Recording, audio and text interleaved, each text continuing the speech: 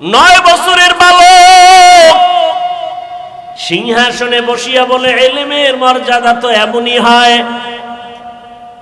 উলামায়ে কেরাম তাকায় আছে, আমরা জবাব দিতে পারলাম না, 9 বছরের বালক কি জবাব দিবে? 9 বছরের বালক ডেকে বলে, বাদশাহ আপনার প্রশ্নটা আবার রিপিট করেন। বাদশাহ হারুন রশিদ বলে, আমাকে বলে দাও আমি জান্নাতি নাকি জাহান্নামী? সব আলেমরা বলেছিল জান্নাতি বা জাহান্নামী নিশ্চিত বলা যাবে না। 9 বছরের বালক বাদশাকে জবাব দিয়া বলে, আমি নিশ্চিত বলে দিলাম, আপনার কাছে আমার জানার একটা বিষয় বলেন। কি? বলে, আপনার জীবনে এমন কোন ঘটনা ঘটছে কিনা? বলে, কি ঘটনা? বলে, আপনার জীবনে আপনার সামনে সুন্দরী রূপসী রমণী দাঁড়ানো, চাইলেই আপনি গুনাহ করতে পারতেন। সুন্দরী রমণী নীরবে দাঁড়িয়ে আছে অপলক দৃষ্টি দিয়ে, আশেপাশে কেউ নাই, চাইলেই আপনি ওই সুন্দরী রমণীকে নিয়ে আনন্দ করতে পারতেন, গুনাহ করতে পারতেন, কিন্তু আপনি সে করার সুযোগ পেয়েও গুনাহ করেন নাই। এমন কোন ঘটনা জীবনে হয়েছে কিনা বলেন? বাদশাহ হারুন রশিদ বলেন, আল্লাহর জাতের কসম, এরকম ঘটনা একবার আর দুবার না, বারবার আমার সামনে কত সুন্দরী, কত রূপসী, সুদর্শন, কত রমণী দাঁড়ানো, আমি চাইলেই গুনাহ করতে পারতাম। বারবার এরকম সুযোগ আছে, কিন্তু আমি গুনাহ করি নাই, আল্লাহর আযাবের ভয়। 9 বছরের বালক বলে, আল্লাহর উপরে ভরসা করে আমি বললাম, আপনি নিশ্চিত জান্নাতি। সব উলামায়ে কেরাম আতঙ্কিত হয়ে গেলেন, কেউ আমরা নিশ্চিত জান্নাতি বলতে পারলাম না। তুমি বললা, তার দলিল দাও। 9 বছরের বালক বলে, দলিলটা আমি মন গড়া দিব না, আমার আল্লাহর কোরআনের আয়াত দিয়ে দলিল দিব। দাও দলিল। বাচ্চা বলে, দলিল নাও। ওয়া আম্মা মান খাফা মাকাম রাব্বিহি ওয়া নাহান নাফসা আনিল হাওয়া ফাইন্নাল জান্নাতা হিয়াল মাওয়া। হর কে দারাত খৌফে হকদার দিল মাদাম জান্নাতুল মাওয়া দেহাদ উরা মাকাম জুজবা হকচি জে মাখাজ ইনসুজা ফজলে উআ মস্তে দর জুমলা জাহা। 9 বছরের বালক দেখে বলে, বাদশা জাহাপনা, আল্লাহর কোরআন দলিল। আল্লাহ ওয়াদা করেছেন, দুনিয়ার জমিনে থাকিয়া গুনাহ করার সুযোগ পাইয়াও যারা আল্লাহর আদালতে দাঁড়াইয়া হিসাব দেওয়ার ভয়ে বান্দা গুনাহ করবে না, আল্লাহ ওয়াদা করেছেন আমি তাকে নিশ্চিত বিনা হিসাবে জান্নাত দিয়ে দিব। আল্লাহর কোরআনের আয়াত দিয়ে আমি দলিল দিলাম। বাদশা হারুন রশিদ জান্নাতের মেহমান। ও জালেমের মুসলমান, ও যুবক, আল্লাহর ভয় অন্তরে জমা করো, দুনিয়াটা কিছুই না রে বাবা। আমি যে এতক্ষণ চিল্লাইয়া বয়ান করতেছি, একবারও কিন্তু বলি নাই ও জলমের মুসলমান, আমার মতো টুপিওয়ালা হও, দাড়িওয়ালা হও, মাদ্রাসায় যাও, স্কুলে তালা লাগায় দাও, একবারও বলি নাই। বরং আমি বলি, ও জলমের মুসলমান যুবক বাবারা, বৃদ্ধ বাবাজি, পর্দার আড়ালের মা বোনেরা, আমি আপনাদের শুধু একটা কথা বলবো, আপনি যে লাইনে থাকেন, ব্যবসা করেন, চাকরি করেন, স্কুল কলেজে লেখাপড়া করেন, আমি আপনাদের কাছে একটা আবদার করব, রসুলের আদর্শের মালা গলায় পরেন। স্কুলে পড়েন আলহামদুলিল্লাহ, কলেজে লেখাপড়া করেন কোনো বাধা নাই, চাকরি করেন বাধা নাই, ব্যবসা করেন বাধা নাই। ও আল্লাহর বান্দা, অনুরোধ করে বলবো সফল জীবনটা তৈরি করেন, আদর্শ একটা মানুষ হইয়া কবরে যান। আদর্শ মানুষ হওয়ার জন্য 22 হাতের পাগড়ি লাগানো লাগবে না, মাদ্রাসায় পড়ে মাওলানা হওয়া লাগবে না, মাদ্রাসায় আলেম ওলামার অভাব নাই। আমার দেশে মাদ্রাসায় ছাত্রের অভাব নাই, মুফতি মুহাদ্দিসের অভাব নাই, ইমামের অভাব নাই। আমার দেশে অভাব আদর্শবান ডাক্তার নাই, আদর্শবান ইঞ্জিনিয়ার নাই, আদর্শবান প্রফেসর নাই। অতএব যুবক বাবারা, স্কুল কলেজে পড়ে আদর্শবান ডাক্তার হও, আদর্শবান ইঞ্জিনিয়ার হও, আদর্শবান এসপি হও, আদর্শবান ওসি হও। আমার দেশের প্রত্যেকটা ডিসিএসপি যদি, ওসি যদি আদর্শবান হয়, মদিনাওয়ালার আদর্শওয়ালা নামাজি হয়, এই জমিনে কোরআনের বয়ান করতে গেলে কোনো অনুমতি নেওয়া লাগবে না। ডাক্তার আছে তাসলিমা নাসরিনের মতো হলে কি হবে? ওই ডাক্তারের জাতি চায় না। প্রফেসর আছে, তবে আহমদ শরীফের মতো প্রফেসর হয়ে লাভ নাই। ইঞ্জিনিয়ার হও, ডাক্তার হও, তবে আদর্শবান হইও। ও যুবক, আল্লাহ বিবেক দিছে, বিবেকটা দিয়ে একটু হিসাব মিলায়া দেখো। তোমার মতো যুবক স্কুল কলেজে পড়ে লেখাপড়া করে, চাকরি করে, 5 ওয়াক্ত নামাজ পড়ে আছে না নাই? দাড়িওয়ালা আছে না নাই? র্যাব আর্মি পুলিশ বিডিআরের চাকরি করে, নামাজ ছাড়ে না। জলমের মুসলমানের কাছে আমার আবদার, আমি যে এতক্ষণ বয়ান করতেছি, একবারও কিন্তু বলি নাই তাবলিগে যাও, একবারও কিন্তু বলি নাই চরমনাই যাও, একবারও বলি নাই উজানির ময়দানে যাও, একবারও বলি নাই তুমি 22 হাত পাগড়ি লাগাও, একবারও বলি নাই তুমি কওমি মাদ্রাসায় যাও, একবারও বলি নাই তুমি স্কুল কলেজ ছেড়ে দাও, একবারও বলি নাই তুমি চিল্লা লাগাও, একবারও বলি নাই তুমি নানুপুর পীরের দরবারে যাও। বাবা, আমি কেন বলি নাই? আমি শুধু এতটুকুই বলবো, তুমি পীরের দরবারে যাও বা না যাও তোমার ইচ্ছা, তুমি তাবলীগ করো না করো তোমার ইচ্ছা। তবে আমি অনুরোধ এতটুকু করব, স্কুল কলেজে পড়িয়াও যেন জান্নাতের পথ পাইয়া যাও, স্কুল কলেজে পড়িয়া চাকরি করিয়াও যেন জান্নাতের পথ পাও। চাকরির কাছে থাইকা, কলেজে থাইকা লেখাপড়া কইরা কি জান্নাতের পথ পাওয়া যাবে নি? বলো যাবে। অতএব আমি সেই পথটাই দিতে চাই। বাবা, তোমার মতো কত যুবক জলমের বাজারে ব্যবসা করে, আজান হলে দোকান বন্ধ করে দৌড়ায় মসজিদে চলে যায়। এমন ব্যবসায়ী কি জলম এলাকায় নাই? নিজের মনটারে বুঝাইও।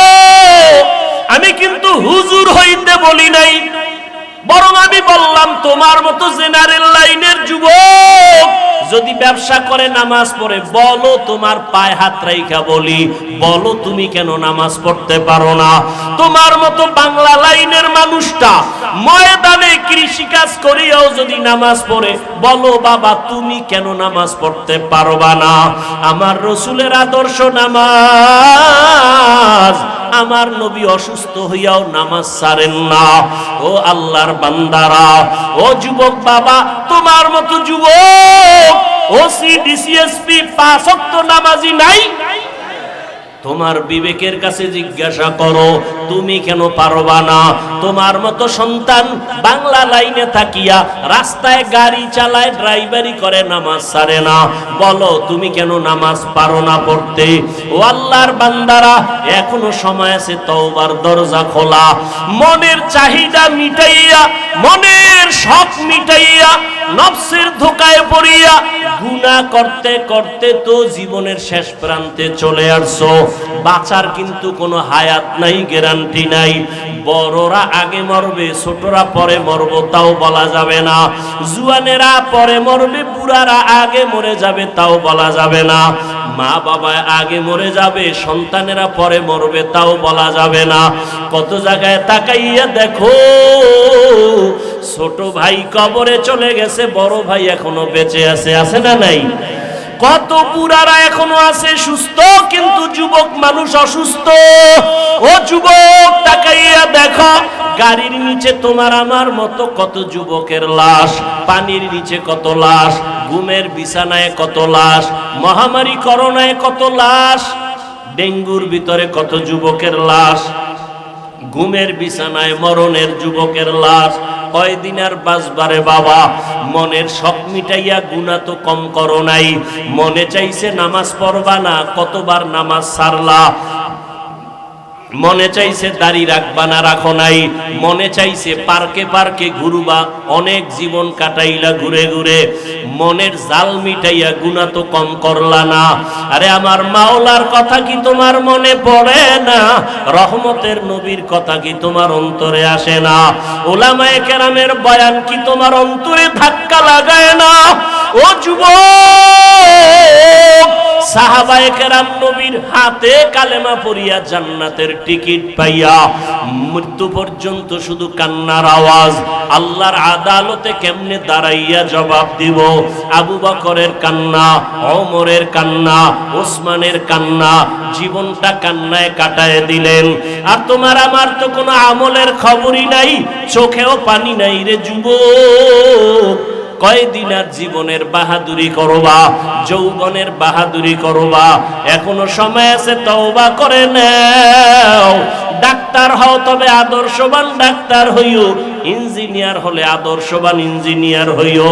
বলবা হাফিজ ভাই, আদর্শবান ডাক্তার হওয়ার জন্য কি করতে হবে? ভালো করে মনে রাখবা, তিনটা জায়গায় বেয়াদবি করা যাবে না। যদি করো তো জীবনে ডাক্তার হতে পারবা, আদর্শবান হতে পারবা না। ইঞ্জিনিয়ার হতে পারবা, আদর্শবান হতে পারবা না। এক নাম্বার জায়গা, মা বাবার সাথে বেয়াদবি করা যাবে না। দ্বিতীয়, মুরব্বী উলামায়ে কেরামের সাথে বেয়াদবি করা যাবে না। আর একটা হলো তোমার শিক্ষকের সাথে বেয়াদবি করা যাবে না। এই তিন জায়গায় যদি বেয়াদবি করো, আল্লাহর কসম আদর্শবান হতে পারবা না, সম্মান জীবনে আসবে না, বরং মরণের আগে তোমার পতন শুরু হয়ে যাবে। মা বাবার সাথে যদি বেয়াদবি করো, মরার আগেই তোর বিছানায় পড়ে পঙ্গু হয়ে যাবে। যদি শিক্ষকের সাথে বেয়াদবি করো, আর শিক্ষক যদি কষ্ট পায়, একটা নিঃশ্বাস ফেলে দেয়, মরার আগে জীবন ধ্বংস হয়ে যাবে। মুরব্বী ওলামায়ে কেরামের অন্তরে যদি কষ্ট দিয়া চলো, জীবনটা মরণের আগে ব্যাহত হয়ে যাবে। এই জন্য তিন জায়গায় বেয়াদবি করা যাবে না। ও পর্দার আড়ালের আম্মা জানেরা, বোনেরা, আপনার মতো কত মা কত বোন এই এলাকায় এখনো আছে, নামাজ ছাড়ে না, বেপর্দায় চলে না, সন্তানটাকে আদর্শওয়ালা বানানোর চেষ্টা করে, স্বামীর মাল হেফাজত করে, খেয়ানত করে না, মোবাইলে সময় নষ্ট করে না। ও আম্মা জানেরা, আপনাদের এই সন্তানদের যত বয়ান করলাম, এই বয়ানগুলো কাজে লাগানোর জন্য আপনাদের মেহনত আর দোয়া লাগবে।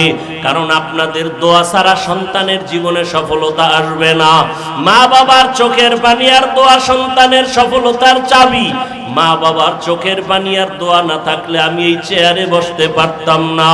মা বাবার চোখের পানি দোয়া না থাকলে তুমিও লেখাপড়ায় ভালো নাম্বার পাইতা না, চাকরি করতে পারতা না, তোমার বাড়ি গাড়িও হতো না, সম্মানের চেয়ারও পাইতা না। ওই মা বাবার দোয়া নাও। ও পর্দার আড়ালের আম্মা জানেরা, আপনার মতো কত মা কত বোন পর্দা করে, স্বামীর মাল হেফাজত করে, নামাজ পড়ে, আপনারা কেন পারবেন না? আপনাদের এত সম্মান আল্লাহ দান করেছেন। আপনারা নবীদের মায়ের মতো দামি মা, সাহাবায়ে কেরামদের মায়ের মতো দামি মা, খাদিজা রাদিয়াল্লাহু আনহার মতো দামি নারী। আপনারা তো আয়েশা রাদিয়াল্লাহু আনহার মতো দামি নারী। আপনারা তো ফাতেমা রাদিয়াল্লাহু আনহার মতো দামি নারী। আপনারা তো ইসমাইল নবীর মা হাজেরা আলাইহা সালামের মতো দামি নারী। আপনারা তো ঈসা নবীর মা মারিয়াম আলাইহা সালামের মতো দামি নারী। এই দুনিয়াতে আল্লাহর এক বড় দুশমন ছিল ফেরাউন। জানেননি তার স্ত্রীর নাম কি? আসিয়া, এত বড় বেঈমান ফেরাউনের স্ত্রী আসিয়া কি আল্লাহকে এতটা আপন করে নিলেন। ফেরাউন এত বড় বেঈমান, অথচ তার ঘরে থেকে আসিয়া আল্লাহকে মোহাব্বতের বন্ধনে নিয়া এমন দামি হয়ে গেলেন। রহমতের নবী বলেন কিয়ামতের ময়দানে জান্নাতে আসিয়ার সাথে আমি মুহাম্মদের সাথে বিবাহ হয়ে যাবে। ও পর্দার আড়ালের আম্মা জান, এখনো সময় আছে, তওবা করে নেন। দুনিয়াটা কিছুই না, ওই সন্তানটাকে আদর্শওয়ালা মানুষ বানায় যান। ডাক্তার হবে আদর্শওয়ালা, কোরআন পড়নেওয়ালা, নামাজি যখন হবে ডাক্তারি করবে, নামাজ ছাড়বে না, মা বাবার জন্য দোয়া করতে ভুলবে না। ও পর্দার আড়ালের আম্মা জানেরা, এখনো সময় আছে, তওবা করেন। ও বৃদ্ধ বাবাজিরা, সময় আছে, তওবা করে নেন। আপনার মতো কত বুড়ারা মসজিদে গিয়া নামাজ আদায় করে, আপনারা কেন পারবেন না? জীবনে যত নামাজ ছাড়িয়ে দিলেন, বেপরদায় চললেন, আমার আল্লাহ এখনো তওবার দরজা দিয়া ডাকতেছেন। ও আল্লাহর বান্দারা, আজকে আল্লাহর দেওয়া নিয়ামত, পানি, বাতাস, সূর্যের আলো, চাঁদের আলো, সব আল্লাহর দেওয়া নিয়ামত খাইয়া আল্লাহর সাথে নাফরমানি করেন। শাস্তিটা বড় কঠিন, কিন্তু চিন্তা করছেননি যেই শাস্তির ভয়ে রহমতের নবীও কান্না করতেছেন রুমের মধ্যে বসিয়া। আম্মা জান আয়েশা রাদিয়াল্লাহু আনহা রহমতের নবীর কান্না দেখে বলেন, ইয়া রাসূলুল্লাহ, আপনি আমার রুমে বসে কান্না করেন কেন? আমি আয়েশার কোনো বেয়াদবির কারণে নাকি? নবী বলেন, না আয়েশা, তোমার কোনো বেয়াদবি না। নবী বলেন, তো আম্মা জান বলেন, কাদার কারণ কি? রহমতের নবী বলেন, ও আয়েশা, আমার উম্মতের নিয়ে চিন্তা করি, হাসরের ময়দানে আমার উম্মতের উপায় কি হবে? কিয়ামতের ময়দান বড় ভয়ঙ্কর হবে। আম্মা জান বলেন, নবী কেমন ভয়ঙ্কর? ও জনমের মুসলমান বাবারা, পর্দার আড়ালের মা বোনেরা, রহমতের নবী বলেন, ও আয়েশা, হাসরের ময়দানে মানুষগুলো সব উলঙ্গ দাঁড়াবে, নারীরাও উলঙ্গ, পুরুষেরাও উলঙ্গ দাঁড়াবে। সূর্যটা মাথার উপরে চলে আসবে, সূর্যের গরমে গুনাহগারের মাথার মগজগুলো ভাতের মারের মতো ফুটবে। ওদিকে জাহান্নামের আওয়াজ, জমিনটা থরথর করে কেঁপে উঠবে। আমার আল্লাহ রাগ হয়ে বলবেন, লিমানিল মুলকুল ইয়াউম লিল্লাহিল ওয়াহিদিল কাহ্হার।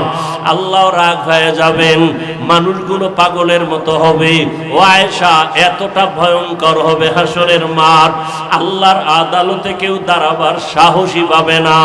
নবীদের কোনো গুনাহ নাই, সেই নবীরা হাসরের ময়দানে কান্না শুরু করবেন। আদম নবী কাঁদবেন, নিজের উপায় কি হবে? ঈসা নবী কাঁদবেন, কি উপায় হবে? মুসা নবী কান্না করবেন, কি উপায় হবে?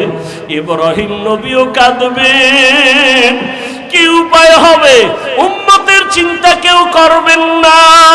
রহমতের নবী বলতেছেন, আম্মা জান বলেন, নবী যেই ময়দানে হাসরে নবীরা কাঁদবেন, আপনি রহমতের নবী তখন কি করবেন? আম্মা জানকে নবী বলেন, আয়েশা, তখন আমি উম্মতের জন্য আল্লাহর দরবারে মাকামে মাহমুদে সেজদায় পড়ে কান্না শুরু করব। মুসা নবী নিজেরে নিয়ে কাঁদবেন, ঈসা নবী নিজের কথা বলবেন আর কাঁদবেন, আদম নবী নিজের চিন্তা করবেন আর কাঁদবেন। আর আমি এমন রহমতের নবী, আমি আমার মাওলার দরবারে সিজদায় পড়ে কাঁদবো, একবারও আমার চিন্তা করব না। আমি বারবার আমার মালিকের দরবারে কাঁদবো আর বলবো, আল্লাহ আমার উম্মতের বাঁচাও, আমার উম্মতের বাঁচাও, আমার উম্মতের বাঁচাও। আমার কান্না দেখা মাত্র আমার আল্লাহ ঘোষণা দিবেন, নবী আপনি মাথা উঁচু করেন, আপনি কান্না করবেন না, আপনার উম্মতগুলো বাছাই করে আপনি জান্নাতের দিকে নিয়ে যান। আল্লাহ অর্ডার দেওয়া মাত্র আমি আমার উম্মতগুলো ধরে ধরে জান্নাতের পথের দিকে নিব।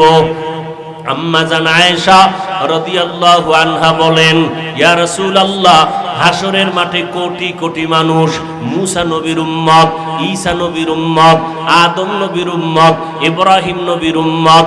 আপনার উম্মতকে চিনবেন কি করিয়া? রহমতের নবী বলেন, ও আয়েশা, কিয়ামতের ময়দানে আমার উম্মত যারা দুনিয়াতে 5 বেলার নামাজ ওযু বানাইয়া আদায় করেছে, কিয়ামতের ময়দানে ওযুর জায়গাগুলো নূরের আলোতে ঝলমল করতে থাকবে। আমি আমার উম্মতগুলো দেইখা দেইখা দইরা দইরা নিয়া হাউজে কাউসারের কিনারায় দাঁড় করাইয়া আমি নবী নিজের হাতে আমার উম্মতের এক এক পেয়ালা করে হাউজে কাউসারের পানি দিব। আমার উম্মত পানি পান করবে, এক এক পেয়ালা দিয়া এক এক উম্মতকে বিদায় করব। এক পর্যায়ে হঠাৎ লাইনে আমার উম্মত অনেক দাঁড়ানো থাকবে, মাঝখানে পর্দা পড়ে যাবে। আমি বলবো, ফেরেশতারা, আমার উম্মতের লাইনে এখনো বাকি, পর্দা ফালাইয়া দিলা কেন? তখন ফেরেশতারা বলবে, ইয়া রাসূলুল্লাহ, এরা আপনার আসল উম্মত না। এরা দুনিয়াতে আপনি চলিয়া যাওয়ার পরে আপনার সুন্নতের জবাই করেছে, ওলামায়ে কেরামের বয়ান শুনে নাই, দাড়ি রাখার বয়ান শুনিয়াও রাখে নাই, নামাজ পড়ে নাই, পর্দা করে নাই, হালাল ব্যবসা করে নাই, জুলুম করিয়া গুনাহ করিয়া জীবন নষ্ট করে ফেলেছে। আল্লাহর নবী বলেন, আয়েশা, তখন আমি আমার ওই 2 নাম্বার গুনাহগার উম্মতদের ধমক দিয়া আমি বলবো, সহকান সহকা লিমান গায়্যারা মিন বাদি, আমার সুন্নতের যারা জবাই করছো, আমার দাঁত ভাঙ্গা দিন যারা হেফাজতের চেষ্টা করো নাই, নামাজ পড়ো নাই, তোমরা আমার উম্মত না। সাথে সাথে গাইবি আওয়াজ আসতে থাকবে, এদেরকে জাহান্নামের শিকল লাগাইয়া ধর। وسيق الذين كفروا إلى جهنم زمرا حتى إذا جاءوها فتحت أبوابها وقال, জাহান্নামের আগুন কত ভয়ঙ্কর, সূর্যের গরম সহ্য করতে পারো না রে বাবা, একটা বেতের বাড়ি সহ্য করা যায় না। কিয়ামতের ময়দানে সূর্য মাথার উপরে যখন আসবে, কেমন করে সহ্য করবারে যুবক? পায়ে হাত রেখে বলি, এখনো তওবা করে নাও। জীবনে তো দাড়ি কম কাটো নাই, বেপরদায় কম চলো নাই, জীবনে তো গুনাহ কম করো নাই, আর কত মরণের ভয় কি অন্তরে আসে না? এখনো যদি তওবার নিয়ত থাকে তওবা করো, মনে মনে আমার আল্লাহকে ডাকো, হে মালিক। এই ময়দানে মনে হয় আমার মতো গুনাহগার আর কেউ নাই। আমার মা বাবা কেউ জানে না আমি কত বড় গুনাহগার, আমার স্ত্রী জানে না আমি বড় অপরাধী, আমার সন্তান জানে না আমি কত বড় অন্যায়কারী। ও আল্লাহ, তুমি জানো আমার হাতের দ্বারা কত গুনাহ করেছি। ও আল্লাহ, তুমি জানো আমার চোখের দ্বারা কত গুনাহ করেছি। ও আল্লাহ, তুমি জানো আমি জবানের দ্বারা কত গুনাহ করেছি। ও আল্লাহ, তুমি তো জানো অন্ধকারে বসিয়া বাতি বন্ধ করিয়া কত গুনাহ করেছি।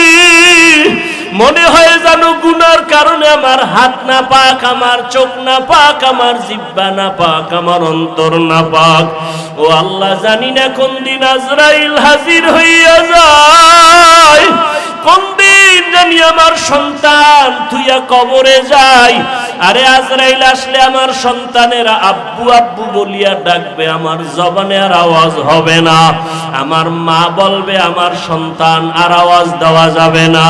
আজকে বলি আমার বাড়ি, আমার গাড়ি, আমার টাকা, আমার কিছুই তো আমার না। সাদা কাপনে প্যাকেট বানাইয়া ওই বাগানে রাখিয়া সবাই চলিয়া যাবে। আজকে আমার ডাইনে বামে সামনে পেছনে কত ভক্ত, কত বন্ধু। মরণটা যখন হবে কেউ নাই, কেউ নাই, কেউ নাই, অন্ধকার আর অন্ধকার আর অন্ধকার। ও আল্লাহ, তুমি ছাড়া আমার কেউ থাকবে না, তোমাকে না নিয়ে আর কবরে যাব না। ও আল্লাহ, শয়তানের ধোকায় পড়ে বহু অন্যায় করেছি, আজকে তওবা করে নিলাম, আর গুনাহ করব না, নামাজ ছাড়ব না, বেপরদায় চলব না, দাড়ি কাটবো না, মা বাবার সাথে বেয়াদবি করব না, ওলামায়ে কেরামের দোয়া নিয়া নবীজির আদর্শ মতো চলবো, শিক্ষকের দোয়া নিয়ে চলবো, মুরব্বীদের দোয়া নিয়ে চলবো, মা বাবার দোয়া নিয়ে চলবো। ও আল্লাহর বান্দারা, জানি নাই ময়দানে কারা ইয়াতীম। কোন বান্দা এখানে আসো বাবা নাই, কে জানি আসো মা নাই। ওরে যার বাবা নাই তার দোয়ার দরওয়াজা একটা বন্ধ, যার মা নাই তার দোয়ার দরওয়াজা দুটোটাই বন্ধ। ওই মা বাবার জন্য দোয়া করো, চোখের পানি ছাড়ো। কান্না যদি না আসে, কান্নাওয়ালার কাছে গিয়া দোয়া চাও, কান্নাওয়ালার দোয়া খালি ফেরত যাবে না। ও আমার যুবক বাবারা, মায়েরে কত কষ্ট দিয়েছো। আজকে কত মানুষ মোনাজাতে কান্না করে, তোমার চোখে কেন পানি নাই? গুনার কারণে বুঝি আল্লাহ বেজার হয়ে গেল। তাড়াতাড়ি বাসায় যাইয়া মায়ের থেকে ক্ষমা নাও।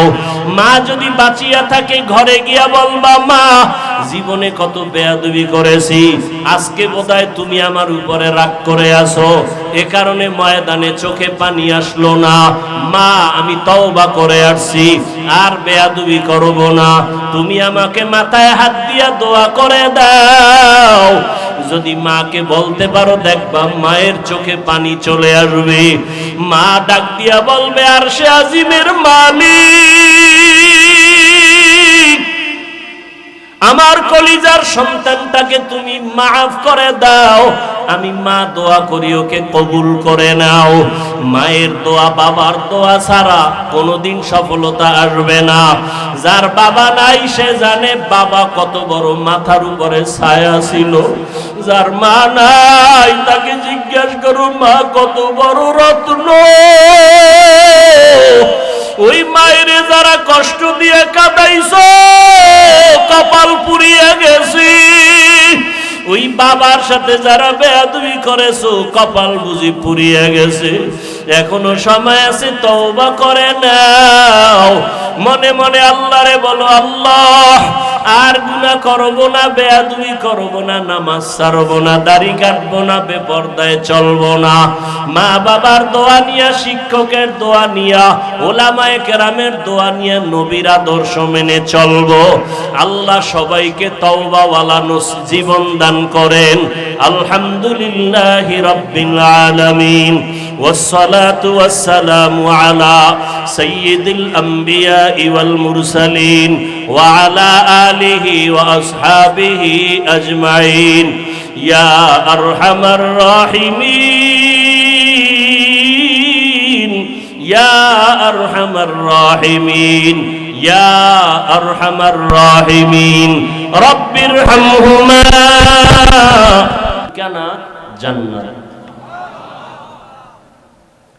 রাসূলের একটি হাদিসের অংশ পড়েছি, নবীজি বলেন, মাইয়ুরিদিল্লাহু বিহি খাইরান ইউফাক্কিহু ফিদ্দীন। রহমতের নবী বলেন, আল্লাহ যাকে মোহাব্বত করবেন, যার ভালো চাইবেন, তাকে আল্লাহ তাফাক্কুহ ফিদ্দীনের মাকাম দান করবেন, অর্থাৎ দ্বীনের সামুজ দান করবেন, বুঝ। একটা হলো তাআল্লুম ফিদ্দীন, আর একটা হলো তাফাক্কুহ ফিদ্দীন। দ্বীন সম্পর্কে জানা, এটা হলো তাআল্লুম ফিদ্দীন। এটা আম বিধর্মীয় ইসলাম সম্পর্কে অনেক কিছু জানে, এটা সফলতা না। সফলতা তাফাক্কুহ ফিদ্দীন, দ্বীনের বুঝ আসে, দ্বীন অনুযায়ী চলে, এটা সফলতা। আজকে এখানে এই যে বললাম, আপনার আল্লাহ আমার আল্লাহ সব এক, আপনার নবী আমার নবী এক, আপনার কোরআন আমার কোরআন এক, আপনার আল্লাহ এক, নবী এক, কোরআন এক, আপনার আমার ধর্ম এক, কালেমা এক।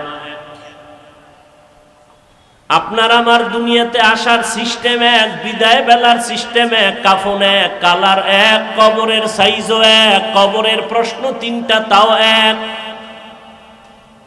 তাহলে আমি আপনাকে বয়ান করব কেন? বয়ান তো বিধর্মীকে করব, যেই মানুষ আমার আল্লাহ চিনে না, নবী চিনে না, কোরআন বুঝে না, হাদিস বুঝে না, কাবা চিনে না, এদেরকে তো বয়ান করব। আপনি তো আল্লাহ মানেন, নবী মানেন, কোরআন মানেন, হাদিস মানেন, কালেমা মানেন, আপনাকে বয়ান করব কেন? বয়ান করব কেন না, বরং আপনাদের পেছনে ঘুরতে ঘুরতে ঘুরতে ঘুরতে পাগল।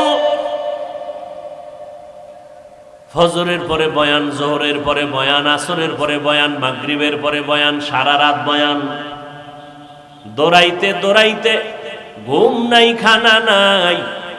আপনাদের এত বয়ান করার পরেও কেন এত দুর্বলতা? আমি এমন মুসলমান, টুপি মাথা থেকে খুলতে চাই না, বড় লজ্জা। আপনি এত ভিআইপি মুসলমান যে টুপি দিতে চান না, লজ্জা। আপনি বড় আশেকে রসুল তো, আমি ছোট আশেক। আমি মুসলমান, দাড়ি কাটতে লজ্জা পাই, আর আপনি কেমন মুসলমান যে দাড়ি রাখতে লজ্জা পান? আপনি বড় আশেকে রসুল। আমি নবীর আশেক, মসজিদে না ঢুকলে লজ্জা পাই, আর আপনি রসুলের আশেক, মসজিদে ঢুকতে গেলে লজ্জা পান।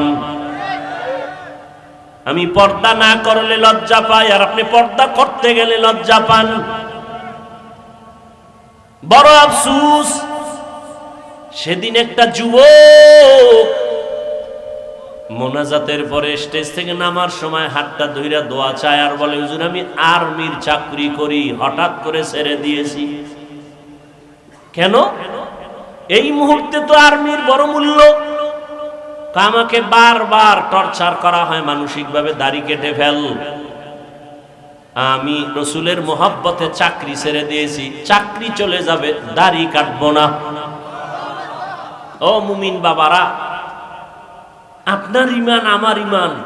একজন মুমিন কয় আমি মরিয়া যাব, চাকরি যাবে, নামাজ ছাড়বো না। আর একজন ইমানওয়ালা কয় আমার নামাজ যায় যাক, চাকরি ছাড়বো না।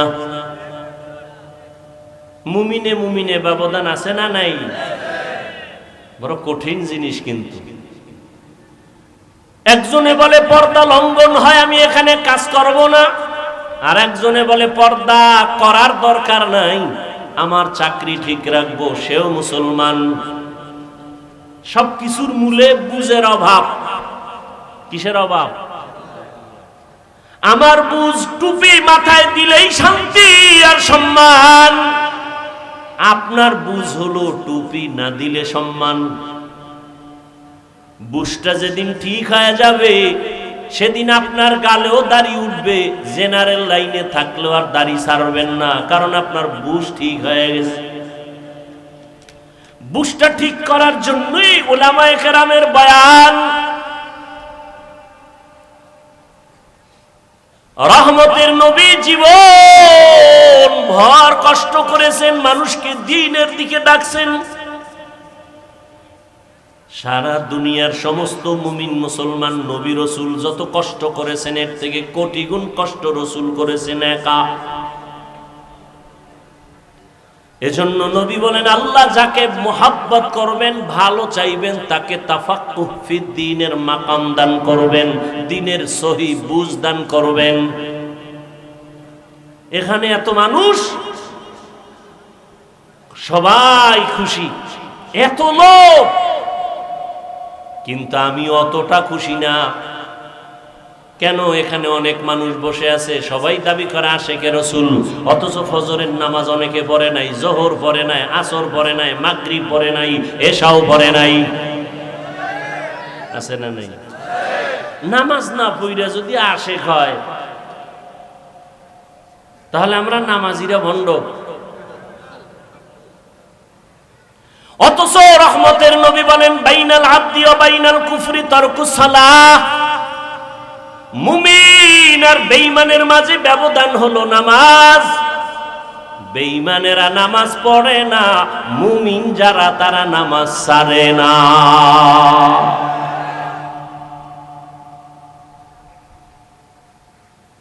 আফসোস, আসলে ইসলাম মুসলমান দাবি করি, ইসলাম কি জিনিস চিনি না, রসুলকে চিনি না। ওয়াজকুরুনির ঘটনাই বয়ান হয়, কিন্তু ওয়াজকুরুনির ইশক অন্তরে নাই।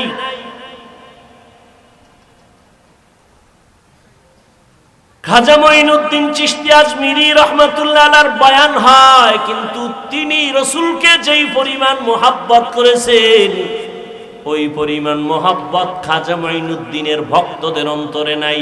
দাবি করে ভক্ত। আমি সারা বাংলাদেশে বলি, যারা শাহজালালের ভক্ত দাবি করো, শাহপরানের ভক্ত, শাহ মখদুমের ভক্ত, খাজা মঈনুদ্দিনের ভক্ত দাবি করে, নামাজ পড়ে না, ওরা ভণ্ড। আর আমরা নামাজিরাই হলাম আসল ভক্ত। तुकु जा सुन्नते अहमद कुजा बा मुहम्मद कैबुवद निस्बत तोरा कार शैता मी कुनी नामत बोली गरोली नस्तो नानत बरवली मन अहब्बा सुन्नती कौले रसूल मजदाए का नमाई हम कुन कबूल। ओगो नबीर उम्मतेरा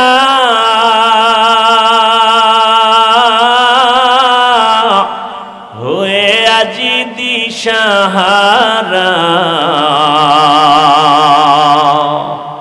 কোরআন হাদিসের চলো যখন যাহা চায় মনে,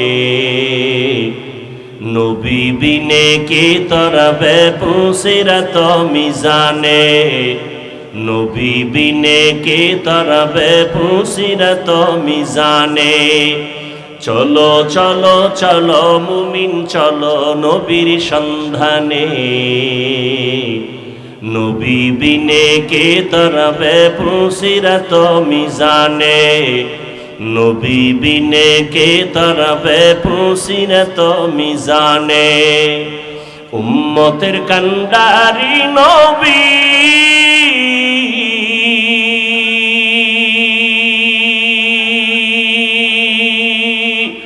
কাঁদছেন উম্মতের লাগি, এখনো কাঁদেন নবীজি শুয়ে মদিনার পানে, নবী বিনে কে তরবে পুসিরাত মিজানে, নবী বিনে কে তরবে পুসিরাত মিজানে।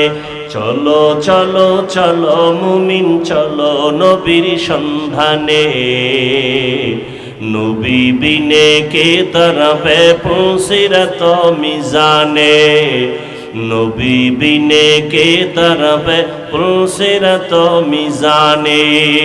আপনাদের খারাপ লাগে? নবী আমার জীবন ভরে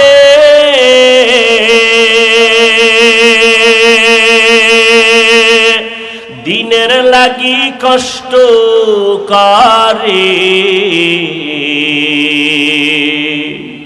দান দান শহীদ করিলেন অহুদেরই ময়দানে, নবী বিনে কে তরবে পুসিরাত মিজানে, নবী বিনে কে তরবে পুসিরাত মিজানে। নবীর মায়া নাই কি তোমার,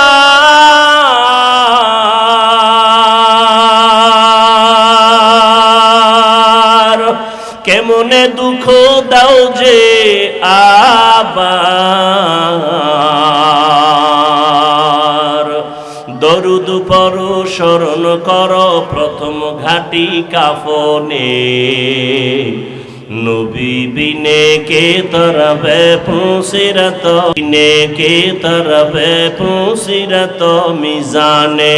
চলো চলো চলো মুমিন চলো নবীর সন্ধানে, নবী বিনে কে তরবে পুসিরাত মিজানে, নবী বিনে কে তরবে পুসিরাত মিজানে। এনে নবীর আশিক রহমতের নবী আমার,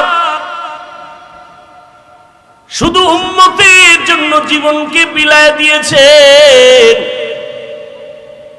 তায়েফের জমিনে রাসূলের উপরে এত আক্রমণ, বৃষ্টির মতো পাথর মেরে রাসূলকে রক্তাক্ত করে ফেলেছে তায়েফের কাফেরের সন্তানেরা।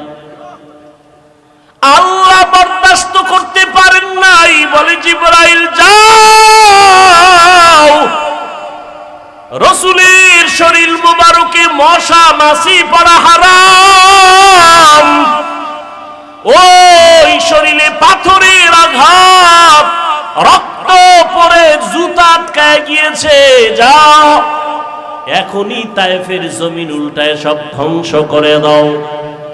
জিবরাইল এসে নবীকে বলেন, ও নবী একটু অর্ডার দেন, তায়েফবাসীকে ধ্বংস করে দেই। নবী বলেন, খবরদার তায়েফের বেঈমানের মারিও না রে জিবরাইল,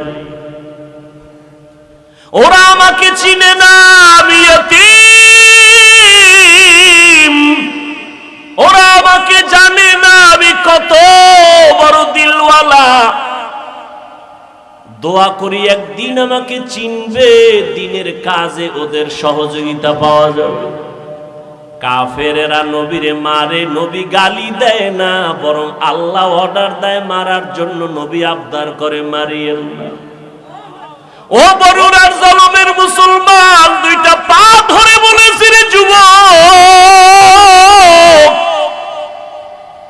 ও পর্দার আড়ালের মা বোনেরা, ও বৃদ্ধ বাবাজি, ও ব্যবসায়ী বাবারা, কই রাসূলের আদর্শ, কই তোমার আদর্শ? কাফির আল্লাহ কয় মেরে ফেল, নবী বলে মারিও না। আর আজকে মুসলমান হইয়া মুসলমানের বিরুদ্ধে আন্দোলন করো, মুসলমান হইয়া মুসলমানের বিরুদ্ধে ষড়যন্ত্র করো, এটা রাসূলের ইশক মোহাব্বত যার আছে সে কখনো করতে পারে না। তুকু যাও সুন্নতে আহমদ কুজা বা মুহাম্মদ कैबुअत निस्बत तोरा मन अहब्बा सुन्नती कौले रसूल मजदाए का नमाई हम कुन कबूल। কষ্ট হইতেছে আপনাদের? কোন দলের গোলাম হইেন না, আল্লাহর গোলাম হন। কোন ব্যক্তির আদর্শের গোলাম হইেন না, রাসূলের আদর্শের গোলাম হন। কার আদর্শ? রাসূলের আদর্শ থেকে দামি কোন আদর্শ কারো কাছে আছে? রহমতের নবীর আদর্শ কত সুন্দর! রহমতের নবীর আদর্শ সারা জমিনে কোনদিন শান্তি আসবে না। নবীর আদর্শ, জবানের হেফাজত করো, কাউকে গালি দিবা না। কেন? আমার নবীর হায়াতে কোনদিন কাউকে একটা গালি দেন না। হাজারো গালি নবী শুনছেন, একটা গালির জবাবও নবীজি দেন নাই। কেমন মায়ার নবী আমার! রহমতের নবী দুটো চোখ মোবারক গরম করে কারো দিকে রাগে তাকান নাই। কারণ রহমতের নবী যদি চোখ গরম করে তাকায়, লোকটা জায়গায় আগুনের মতো পুড়িয়া ছাই হয়ে যাবে। রাসূলের চোখের পাওয়ারের অ্যাকশন এত বেশি। নবী গালি দিবেন দূরের কথা, গালির জবাবও দুই চোখ দিয়ে কোনো দিকে তাকায় গরম ভাবে তাকান নাই। যদি তাকায় সে পুড়িয়া যাবে। ও ভাই, চোখ কান খোলা, আপনাদের দেশের পরিস্থিতি, দুনিয়ার পরিস্থিতি সব দেখতেছেন। আজকে সব বিধর্মী একদিকে যাচ্ছে, মুসলমানদের উপরে নিষ্পেষণ, অত্যাচার, জুলুম। এ জমিন থেকে শুধু টার্গেট মুসলমানকে ধ্বংস করা। ফিলিস্তিনের জমিনে মুসলমানের অপরাধ কি? আসামের মুসলমানের কি অপরাধ? কাশ্মীরের মুসলমানের কি অন্যায়? কোনো অপরাধ নেই। সব বিধর্মী এক হয়েছে। ওদের বাহাদুরি টিকাইয়া রাখার জন্য ইসলাম বাধা। দুর্নীতিবাজের দুর্নীতির পথ পরিচালনার ক্ষেত্রে ইসলাম বাধা। চোরের জন্য চুরির পথে ইসলাম বাধা, জালেমের জুলুম করার পথে ইসলাম বাধা। এজন্য সব চোর, ডাকাত, দুর্নীতিবাজ, চাঁদাবাজার, ধান্দাবাজ এরা ইসলাম চায় না। ইসলাম, অথচ মাইকেল বলবে ইসলাম শান্তির ধর্ম, সে মানে না। কেন? ওরা জানে আসলেই ইসলাম শান্তির ধর্ম। মানলে আমাদের স্বার্থ মতো চুরি করা যাবে না, দুর্নীতি করা যাবে না। এই জন্য ইসলামের জিকির করে কিন্তু ফিকির নাই, মানে না। রসুলের থেকে সুন্দর আদর্শ কারো কাছে আছে?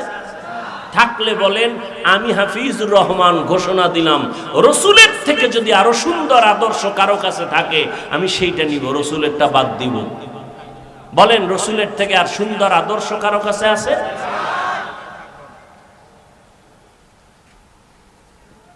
আল্লাহ হেদায়েত দান করুন। পৃথিবীতে একজন রাষ্ট্র পরিচালনাকারী রাজনীতিবিদ নেতা, আপনারা অনেকেই তার নাম জানেন, বাদশাহ হারুন রশিদ। জানেননি তার নাম? তিনি একদিকে রাষ্ট্র পরিচালনা করেন, রাজনীতিবিদ নেতা, অন্যদিকে আল্লাহ পাকের প্রিয় এক বুজুর্গ, আল্লাহর ওলি গোলাম। মুসলমানের ইতিহাস তো এমনই। বাদশাহ হারুন রশিদের ইতিহাস, মামুনুর রশিদের ইতিহাস, মোগলদের ইতিহাস। এরা একদিকে দেশ চালান, অপরদিকে রাতের বেলা তাহাজ্জুদে আল্লাহর কাছে সেজদায় পড়ে কাঁদেন। এই জন্য তারা শান্তি কি জিনিস দেখায় গেছেন এ জাতিকে। আমরা পারি না কেন? আমাদের মুখের কথায় আর কাজে মিল নাই। স্লোগান দেই কেউ খাবে কেউ খাবে না, স্লোগান পর্যন্তই থাকে, কাজের বেলায় নিজে খায়া মরি, অন্যের খানার খোঁজ নিব না। আর স্লোগান দিব বৈষম্য চলবে না। বৈষম্য বিরোধী আন্দোলন করার সুযোগ পাইয়া আম্মাজানেরা রাস্তায় নামছে যে নারী পুরুষ এক বানায় দাও, কোনো বৈষম্য রাখা যাবে না। কোন জায়গাটা কোন জায়গায় গিয়ে লাগাই দিচ্ছে, বুদ্ধির অভাব। আবার কিছু চালাক এরা এদের সাথে তাল মিলায় বলে ইসলাম নারীর অধিকার দেয়নি, অথচ হাজার কোটিবার আল্লাহর জাতের কসম ইসলাম ছাড়া এ নারীর ইজ্জত সম্মান আর কেউ দেয়নি। সবাই করেছে নারীদের উপরে জুলুম, ইসলাম করেছে নারীর উপরে ইনসাফ। বাদশাহ হারুন রশিদ বড় বুজুর্গ, দেশ পরিচালনা করেন। তিনি একদিন তার রাজপ্রাসাদে দেশের বড় বড় আলেমদের দাওয়াত দিলেন, দুপুর বেলার খানার দাওয়াত। বয়ান শুনলে ডিস্টার্ব করা যাবে না, না হয় আমি মোনাজাত দিয়ে চলে যাব। হেদায়েতের মালিক কে? কোন ব্যক্তির হাতে হেদায়াত নাই, বাকি ডিস্টার্ব করবেন না। ওলামায়ে কেরামদের রাজপ্রাসাদে ডাক দিলেন, খানা দানা সুন্দর ভিআইপি আপ্যায়ন করাইয়া বাদশাহ হারুন রশিদ বললেন, মেহমানদারি যথার্থ হয়েছে তো? বলে আলহামদুলিল্লাহ। বলে এবার আসেন আমার কনফারেন্স রুমে। ওখানে নিয়ে বসালেন দেশের সব উল্লেখযোগ্য ওলামায়ে কেরাম।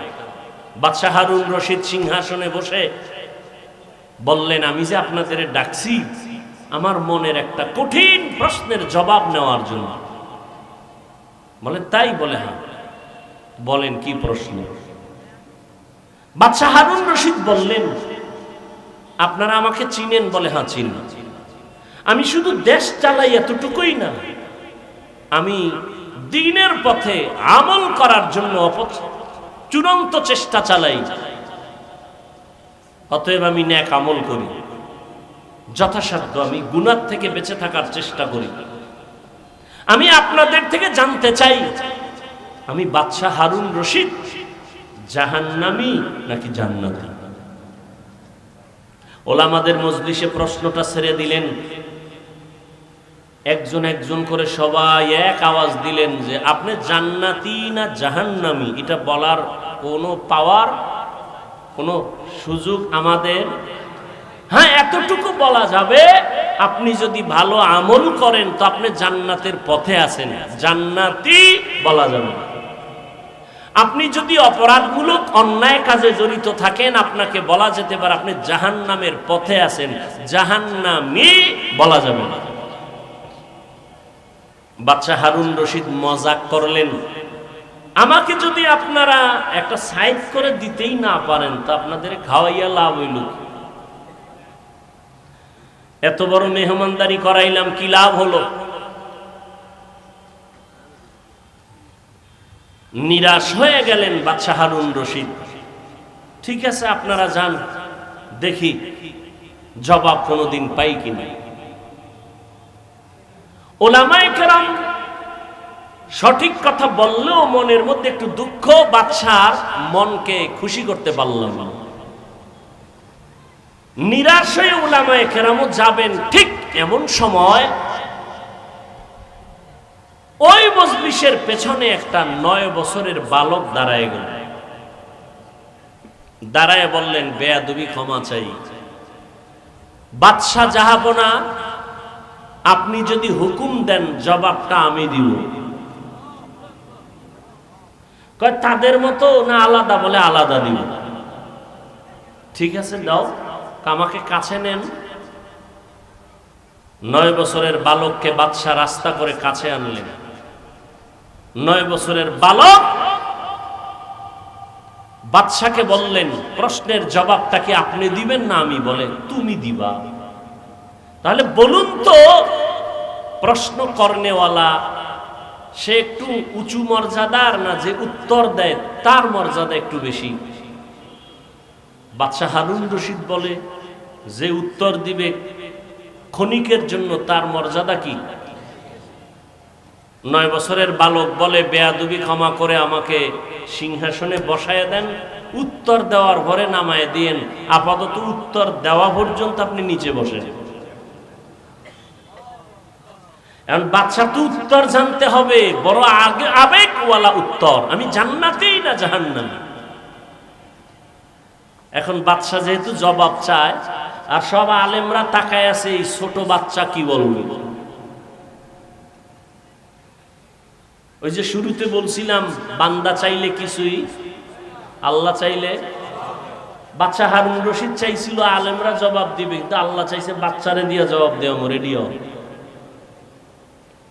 বাদশা কয় ঠিক আছে, এই প্রহরীরা আমাকে নিচে বিছানা দাও, বাচ্চাকে সিংহাসনে বসাও। 9 বছরের বালকের সিংহাসনে বসায় দিল, বাদশা হারুন রশিদ নিচে বসতেন। 9 বছরের বালক হারুন রশিদের সিংহাসনে বসিয়া জবাব দেওয়ার আগে বলে, এলেমের মর্যাদা তো এমনই হয়।